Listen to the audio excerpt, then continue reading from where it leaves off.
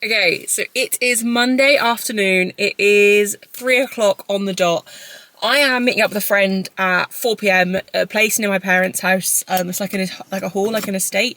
They've got lovely walking around and stuff around it. So gonna meet up with them at 4.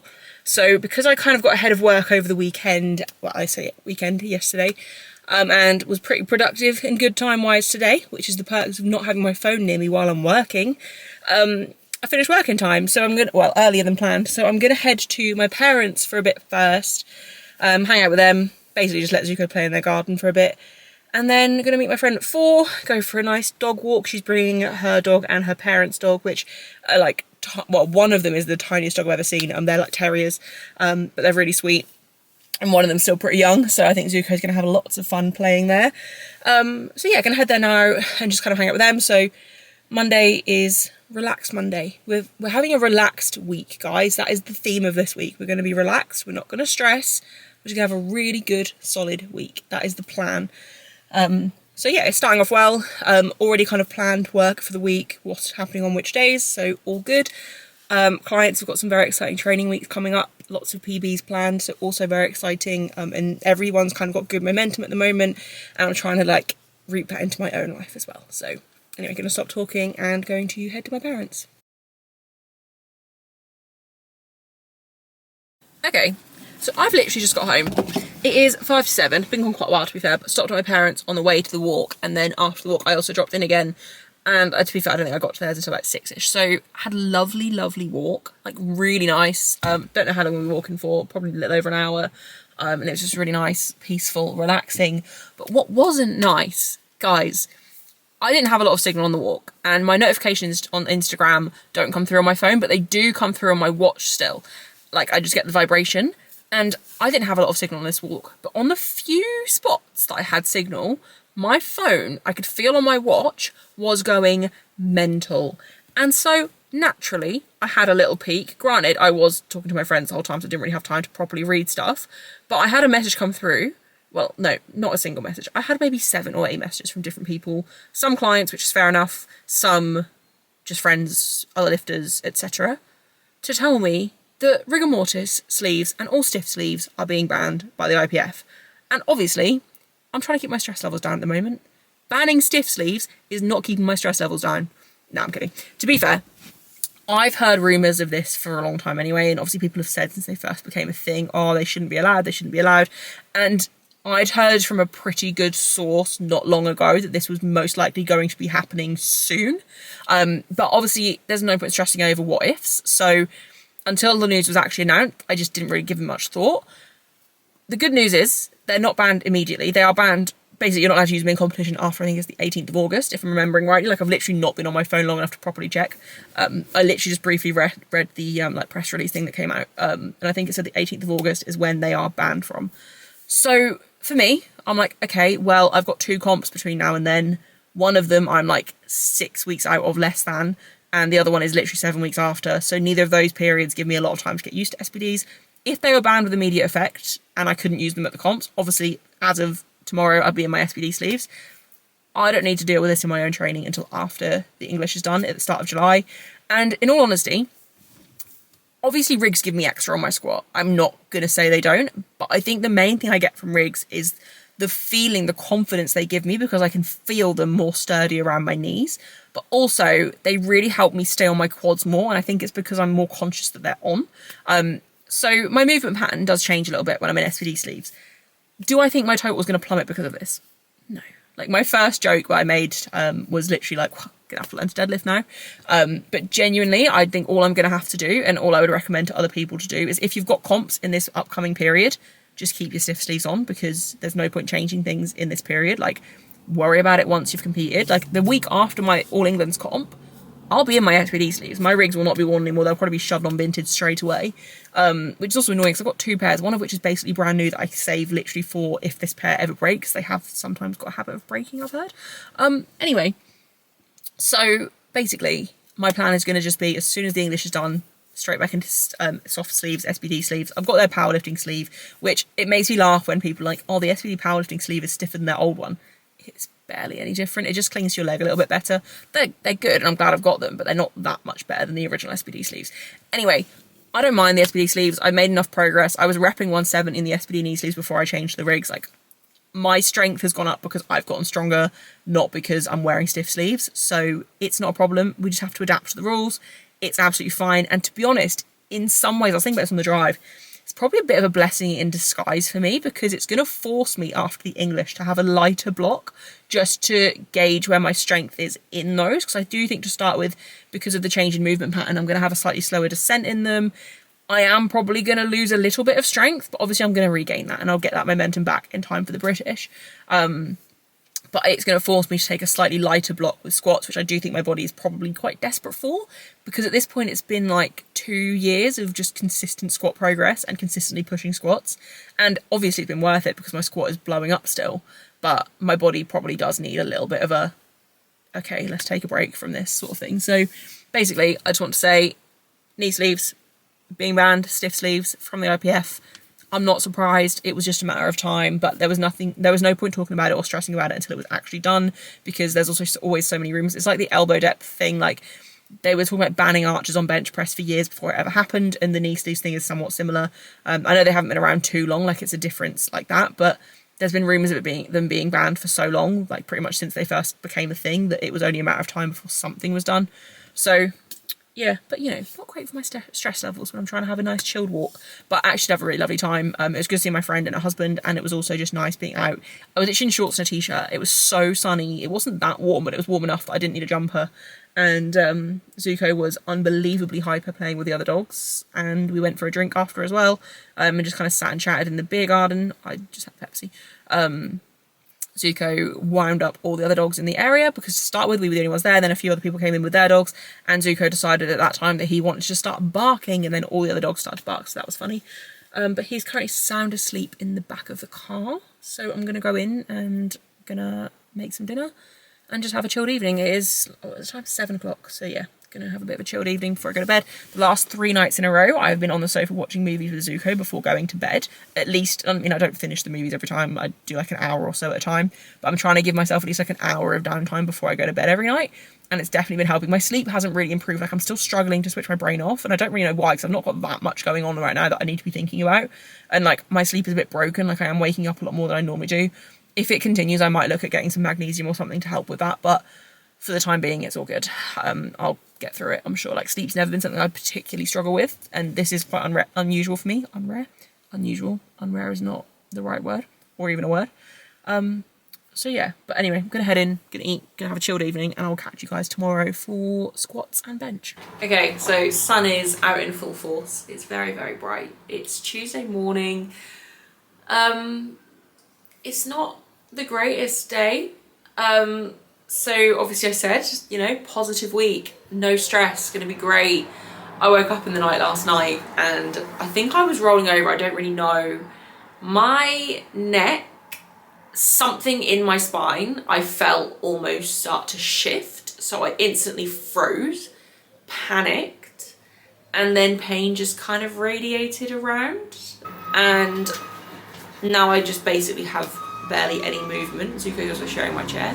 In my neck and my upper back, and when I woke up this morning, like I literally didn't sleep, like I could not get back to sleep after that. I maybe dozed off a couple of times for a few minutes at a time, but I literally was just laying there like, I don't know the best way to lay right now to give me the best chance of not seizing up further or getting stuck in a position that's just really awkward.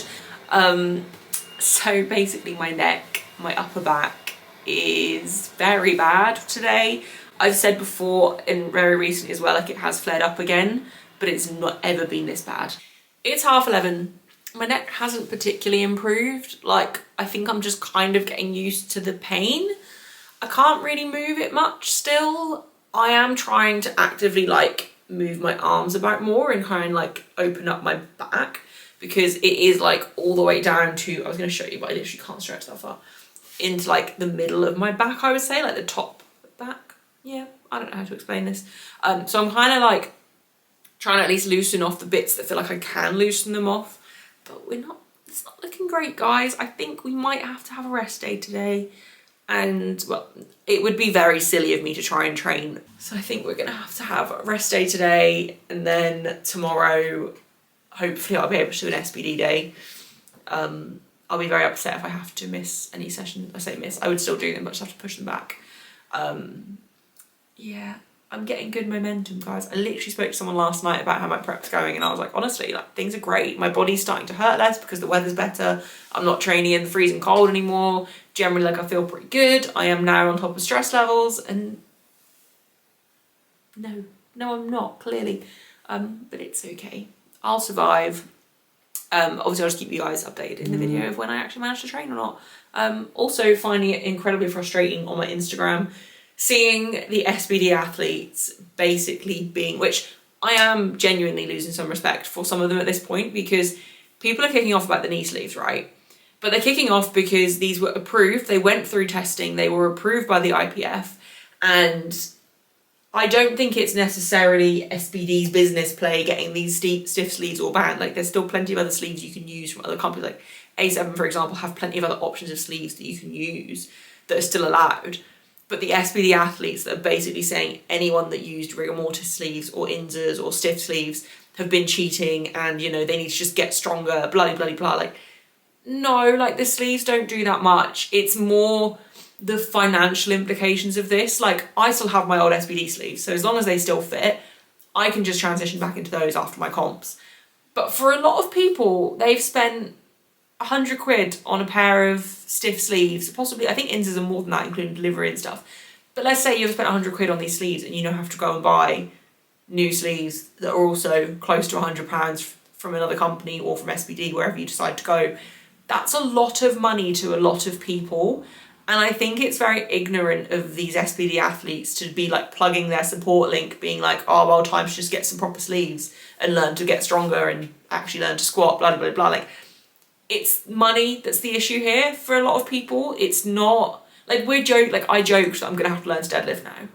I know my squat's not going to tank. Like, it's just going to be a little bit of an adjustment period. Same as if I were to buy a different pair of sleeves, like a different pair of stiff sleeves. Like, it's just an adjustment period anyway. But the ignorance of people trying to act like this is about our strength and nothing else, like, it's actually a massive financial implication for a lot of people. Like, this sport's already not the cheapest. Like, obviously, depending on the level you compete at and stuff, and you don't have to use any of this kit if you can't afford it. Like, if you're just doing this sport for a bit of fun, as like an entry-level kind of thing, you don't need to have knee sleeves, you don't need to have all this equipment. But most people have this equipment, and most people generally can't afford to be chucking £100 at a pair of knee sleeves just at the drop of a hat because the IPF have suddenly banned something that was approved until 2026.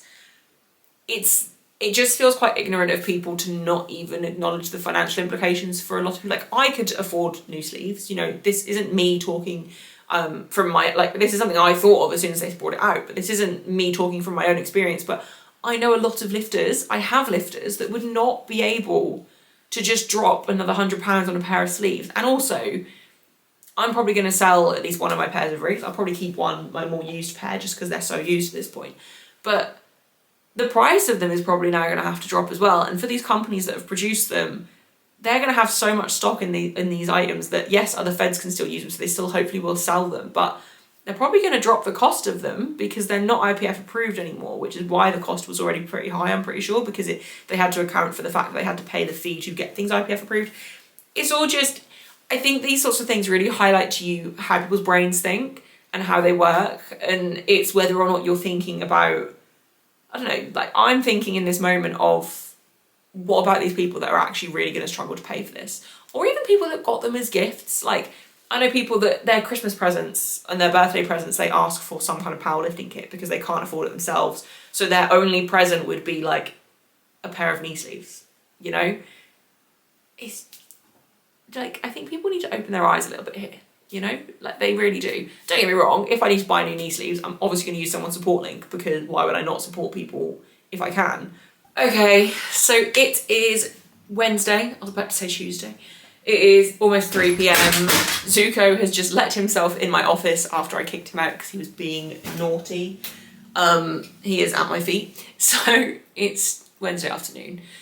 My neck has improved, to be fair, quite a lot since yesterday. Don't get me wrong, still in a lot of pain.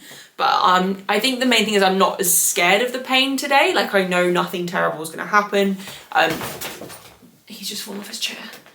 The amount it's improved since yesterday morning is quite a lot. Like, I managed to dress myself today. I managed to wash myself today.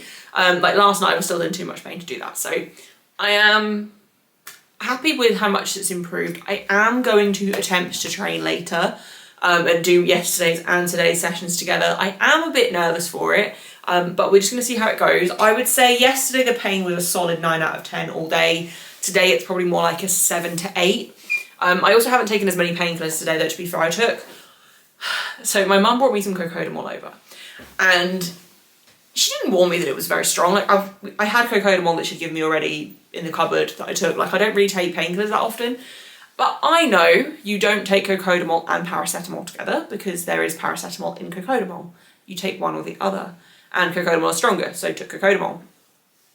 But my mum brought me this Cocodamol over, and for some reason, like I'm pretty sure I was exhausted yesterday. Like I was not functioning well. I think I took 2 Cocodamol and 2 paracetamol, and I remember sat next to my mum. We were sorting out our insurance, and I remember being like, I really don't feel good. Like something feels off, and I just felt even more exhausted, and like my legs felt a bit weird. And I just didn't feel right in myself at all. And my mum was like, oh, that will just be the Cocodamol, like it is really strong. Did you take 2? And I said, yeah, I took 2. She was like, yeah, it'll just be that was really strong. And it wasn't until a few hours later when I went to take some more tablets before bed that I realised I remember taking 4 tablets. Normally I would do ibuprofen and either paracetamol or Cocodamol. I'm pretty sure that was when I realised that I took paracetamol and Cocodamol together, and I felt rough.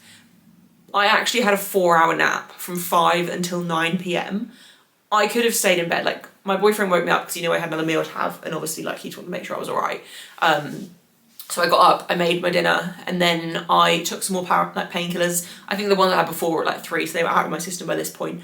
I took some more Cocodamol, and then I went to sleep. And actually, I had a really good night's sleep. The only time I woke up in the night was to turn over because it was too painful for me to naturally turn over in my sleep. So I woke up, turned over, went back to sleep. But I actually slept pretty well. Like I think I went back to bed at about 11 because obviously I literally napped until 9 p.m. And then I got up just after 7, and my boyfriend got up with Zuko for me so I could just like take my time getting out of bed, get some more painkillers in my system, whatever else. But because I've had a lot of work to do today, I didn't really want to take too many painkillers. So I only took 1 Cocodamol this morning. And even that was enough to still make me feel very sleepy and just not great. When I say not great, it doesn't really get rid of the pain, to be honest. It doesn't really touch the pain. So part of me is like, there's not much point taking it. And I've got a podcast booked in at 4 p.m. today. I've got work to still be getting done until then. And I didn't want to take these painkillers and then obviously on the podcast not be as with it. Like it's a different type of podcast today. It's like a bit different to my normal powerlifting podcast. So I'm really looking forward to it, but I want to make sure I'm with it enough that the conversation obviously flows and I don't miss anything. So I am going to train after the podcast. So I'm going to probably take some painkillers towards the end of the podcast. But I also want to be sleepy when I train. I've got squats, I've got bench press and Larsen press, or like 2 count pause, comp bench, Larsen press. And then I've also got deadlifts to do and accessories. But I'm not in a great way, but I'm trying to be positive about it and just do what I can. Also, seeing as in this video, not only have I talked about my neck, but I've also talked about the stiff sleeve ban.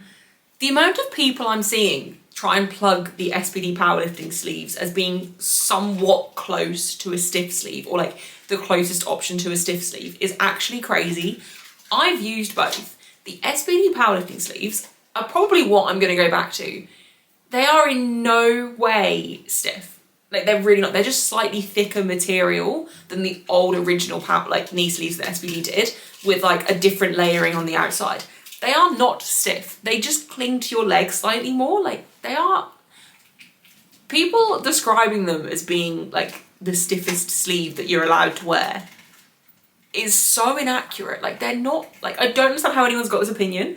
And I'm not even just seeing this from SPD athletes. I'm seeing this from just like random coaches online being like, oh yeah, no, you should, like if you're going to change sleeves, because obviously people now that only own the A7 rigor mortis, for example, or the Inzas or whatever stiff sleeve you own, are looking for recommendations. Also, you can probably hear Zuko chewing his toy in the background, or his chew. The SPD powerlifting sleeve is literally not stiff at all. It's a normal sleeve. Like, can people not? Like, you're so wrong. And people can now spend like 90 quid on these and realise that they are not even remotely stiff. Like that, don't get me wrong, they're a fine sleeve. Like again, they're probably what I'm going to go back to, mostly because I already own a pair. But they're not stiff. Like, and obviously they're not going to be stiff enough to be classed as a stiff sleeve, but like, I literally just read someone's post and they're like, oh yeah, the SBD powerlifting sleeve is like the closest thing to a stiff sleeve available on the market that's IPF approved still. I'm like, no. None of them are even slightly close to a stiff sleeve. So can you just not use that description? Like, please. So it is 20 to 7. I'm fed, I am watered, I'm not actually painkillered up. I've got some Voltarol on my back and my neck that my boyfriend's put on for me about 25 minutes ago. But I didn't want to take any actual painkillers because paracetamol doesn't touch this and cocodamol doesn't massively help with the pain. I think it just relaxes me overall, but also makes me feel incredibly sleepy, which I don't really want when I've now got an SBD day, which if you've been around a while, I'm not a massive fan of SBD days. I used to always do them, but because I struggle with my deadlift most of all, like the 3 lifts, I gave it's like own separate day, which is normally a Wednesday. But because I couldn't train yesterday, I'm merging my sessions together, which isn't a problem. I'm actually kind of looking forward to a longer session, but one, it's quite cold because it's the evening, so I've just put the heater on, which you can probably hear in the background. 2, I am still so tired. Like, yes, I slept better last night because of the painkillers, but I'm still exhausted and I felt tired all day by the time I finished training. So I can probably get the session done by about 9-ish, but I also don't want to rush. I'm actually going to time myself before my top sets to actually make sure I have like at least 5 minutes rest before I do my top set on like my main lifts, well, squats and deadlifts. Bench, I can rush through a bit more. Nervous for bench because I do think my neck is going to hate it, so I might just bench in just my sports bra to help me keep position without having to really force my neck into the pad, but I'll worry about that when I get there. Part of me wants to deadlift before I bench, just in case, bench is going to make my neck worse, I have no doubt about that, but just so that I'm obviously not then deadlifting with like extra pain. But I'll just see how I feel after squats, but a bit nervous for squats. I think the plan is I'm still going to do the set load, but if I need to cut a rep or 2 back, I'll just cut a rep or 2 back. Just gonna literally play it by ear, but it should be 175 for 4, which I do think will be absolutely fine. And the thing is, I don't move my neck when I'm under the bar. Like, my head stays in a pretty steady, like, straight position, so hopefully it won't make it any worse. I'm just more concerned about where the bar's gonna sit on my back because the pain does radiate down from my neck into my upper back, so we'll just kind of see. Also, not excited to deadlift since having the conversation with the neighbour, which if you've watched the last video, you'll know my neighbour got a bit upset about me deadlifting because it moves his TV on the stand, which I've spoken to my boyfriend about this, my mum about this, my sister about this, and my friends about this. And one, his home is not connected to us. Like, it is close, but it's not connected at all. And I kind of realised after, like, it was like the next day, I was watching my training back from last week. My tripod is awful. Like, the one my camera's on is pretty decent, but the tripod I put my phone on is so cheap. It was £5 on Amazon. I bought it probably like before lockdown. It's so old.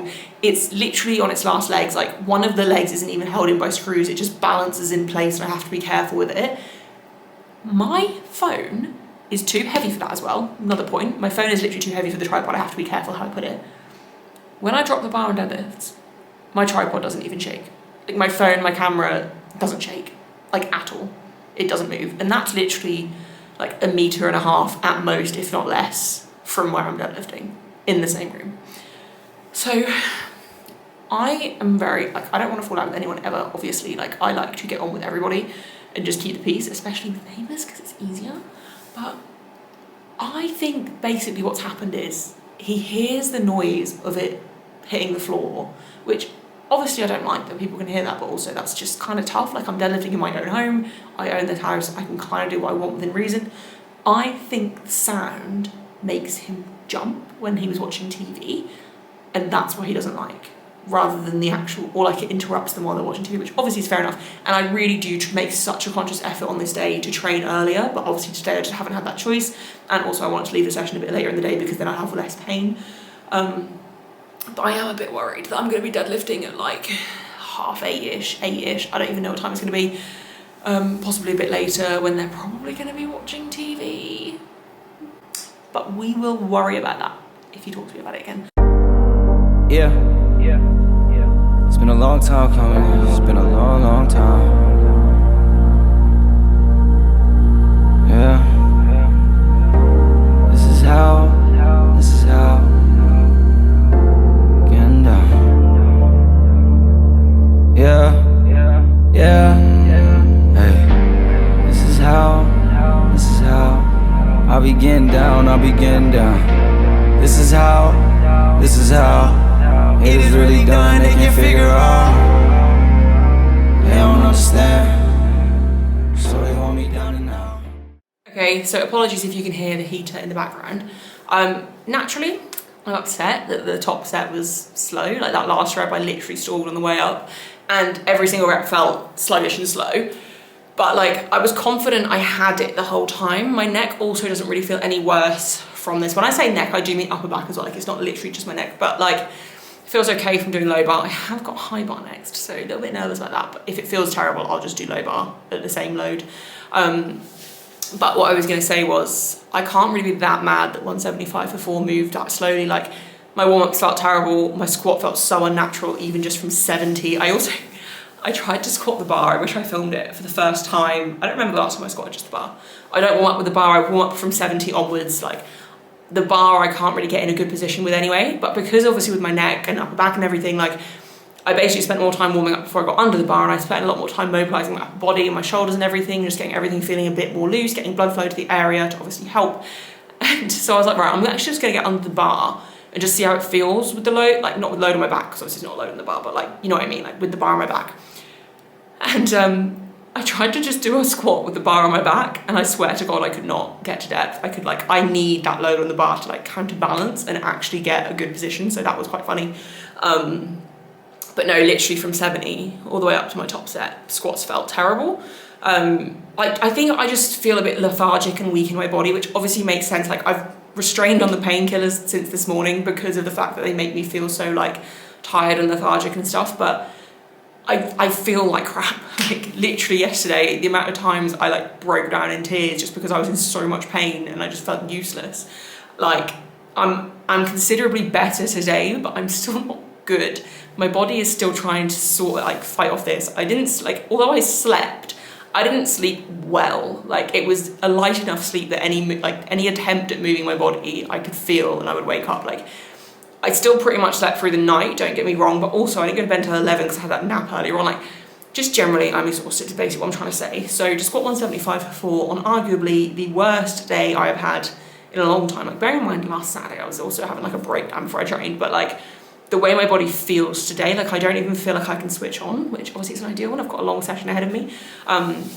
But I did tell myself before I got under that 175, I was like, look, this is the hardest part of the session. Like, don't get me wrong, my top set on deadlifts is probably going to be fairly difficult, but I've already told myself that I'm going to do a reset double. I'm going to just take my time and basically treat it as like 2 separate singles, which should be absolutely fine.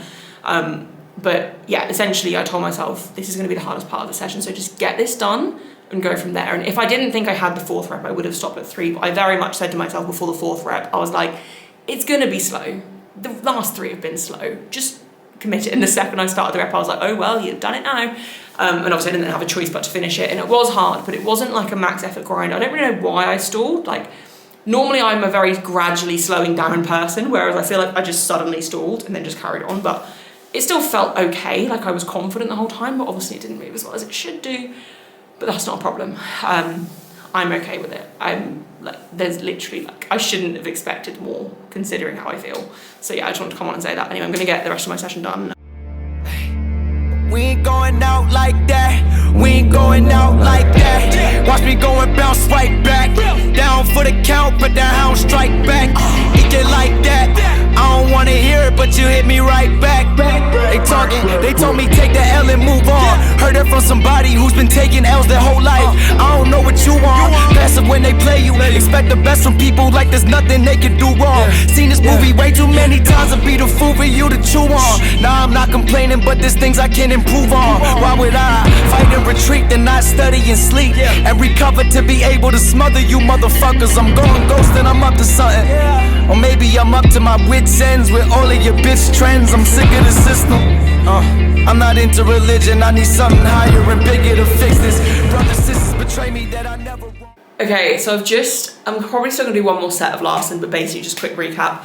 I've done 3 sets, but on my 3rd set, I literally could only do 6 reps. And it was like, if I went for the 7th rep, I don't know if I would have got it. So it's my ascending Larsen that I normally do on a Wednesday before I deadlift. Obviously I normally do it fresh, so I kept the load the same, but I did anticipate potentially not being able to get to the higher load, because the higher load was 90, which for a Larsen set of 7 matches my best ever from last block. So basically I'm probably gonna do 1 more set at 87 and just aim for 5 to 6 at least, and go from there. But next, not feeling any worse, but bench feels pretty trash. My pauses on my 97 triples, not anything close to a 2 count, because I have literally like no neck pressure. Like maybe, sorry, just like a really big exhale, that was really gross. Maybe like a bit of neck pressure, but like I'm very conscious I don't want to create any extra neck pressure and set up like normal, which is why I'm just in my sports bra, because it's allowing me to kind of keep a slightly higher chest position than I would be if I was in a t-shirt, without being able to create that neck pressure, because the neck pressure is where a big part of that high chest position comes from, and being able to maintain that. So avoiding neck pressure, but my neck doesn't really feel any worse.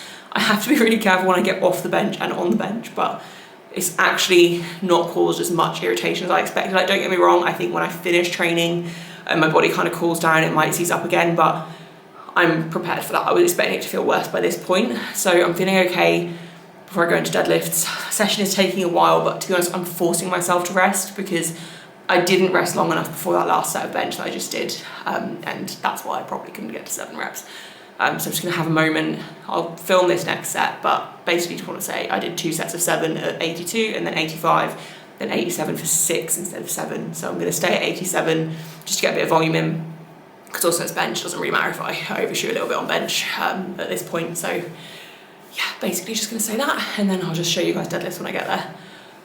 But yeah, basically bench feels okay. Like, I'm surprised the 97 felt as light as it did, considering my positioning was a bit off. It took a bit of adjustment. Like, I think I'm tucking a little bit more than normal, but yeah, basically I'm just trying to avoid obviously irritating my neck, which means hopefully if it's not going to get significantly worse from this session, by Saturday it'll feel mostly normal, and then by heavy bench on Sunday hopefully I'll be able to set up properly, but we'll just see. We'll just play a day at a time. So yeah, basically want to say that. So I will show you guys the next set, but obviously just bear in mind that I'm probably not going to get 7, but that's okay. Over here it's all solid, this isn't a prison. This isn't a prison. This is free. This is fiction. Listen, hey, I made a bunch of merch, and as soon as I recouped on my expenses, I gave away every other shirt. Good heart, I guess that's why I never finished first. But it's time I put the business first. Cause we ain't going out like that. We ain't going out like that. Watch me go and bounce right back.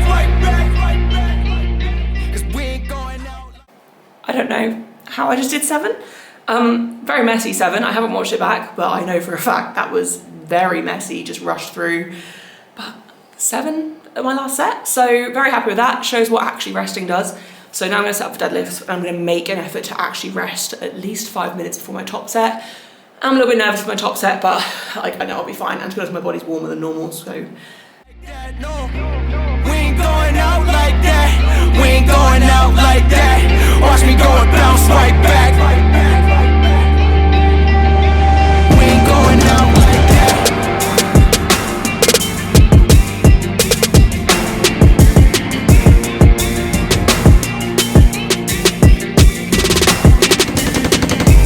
We ain't going out like that. We ain't going out like that. Watch me go and bounce right back. We ain't going out like that. I guess some things never change. Like my pops being stuck in his ways. If you hear me, just know that you didn't die in vain. Cause if you didn't have a sun, then there'd never be a rain. Never be a rain. We ain't going out like that. Watch me go and bounce right back. We ain't going out like that. We ain't going out like that. Watch me go and bounce right back. So session is done, and I'm honestly very pleasantly surprised, kind of by, other than that top set of squats, by all of it. I think with the squats, I was just very nervous. I didn't really know what to anticipate, and I was obviously trying to make sure I didn't make things worse. And I wanted to get through the entire session, so it was like I needed to get squats done to obviously have a good chance for the rest of the session, but I don't think that makes any sense what I just said. Anyway, deadlifts, very comfortable. That 170 double I did not expect to be that easy. Like my last warm-up didn't feel super, super easy. But I made a slight tweak in that, so I've been saying for weeks now that I'm trying to stay on my quads more and basically letting my knees extend further over the bar a little bit as I set up. But I usually prefer a top brace, so like a top down brace, so bracing before I bend down. But what I actually did today was, as I was kind of half crouched, like before I reached for the bar, I felt my core kind of tense, and like I kind of felt my abdominal muscles, I guess, and like the wall tense is the easiest way to explain it. So I'm also very out of breath. I literally just finished my accessories. And then I set my hands on the bar and then I fully brace. So I kind of like engage my core, set my hands and then brace. So I'm actually bracing more at the bottom now. And actually that felt really good for staying on my legs more, and it felt really good for that 170 double. I had kind of gone into it expecting to have to fully reset between because it wasn't going to be easy at the end of this session, but it actually felt better than when I deadlift on its own. So potentially going to reintroduce SBD days at some point, which would actually be really good for me in terms of convenience for my weekly schedule. Anyway, I'm really happy with how deadlifts moved. Will be honest, my neck is starting to stiffen up now. I think by the time I got to deadlift, my body was warm enough that I kind of had most movement back and I didn't have to be super cautious with how I was moving. But because of that, I think I overmoved. Like, don't get me wrong, I wasn't like waving my head around, obviously. Like, I've still been pretty like rigid in terms of like where I'm moving it, but like I don't, like when I'm deadlifting, I don't really pay much attention to where my chin is. Like I think my chin kind of starts lower and then as I do the rep, it kind of, I don't know. Anyway, I've been moving my head too much and my neck is not happy about it, but I'm literally going to go in now. It is 9:20, so actually probably not, I mean, it was what, just over 2 hour session, 2.5 hours, which isn't that bad really, considering I've actually been forcing myself to rest. So yeah, I'm happy with that. It was a good session, considering how I felt. Like when I did that top set on squats, I very much had to sit back and be like, right, your body is exhausted. Like you have been in like very high levels of pain for the last 2 days, or close to 2 days, like 36 hours roughly. Like yesterday especially, like I was in like 9 out of 10 pain all day. Today it's been more like a 7. My body is tired. My quality of sleep is obviously not amazing because I'm literally like frozen still in one position because of my neck. I'm not sleeping in comfortable positions for me either because I can't, like I'm limited on how I can lay. Like my body is fighting off this pain. Of course it's exhausted. Like to hit 175 before on squats this exhausted is fantastic. And then to get through the rest of the session, and if anything, my performance was increasing throughout the session, is huge. So I am happy with it. I can't really complain. I need to just accept that obviously not every session is going to be fantastic. And the fact that I had to push my session back a day as well and merge the two, like I couldn't have really asked for more other than squats to move better, but I was also terrified, to be honest. So anyway, I'm going to stop talking. This video is probably super long, so apologies for that. Thank you if you made it to the end, and hopefully I'll see you in the next one. We ain't going out like that.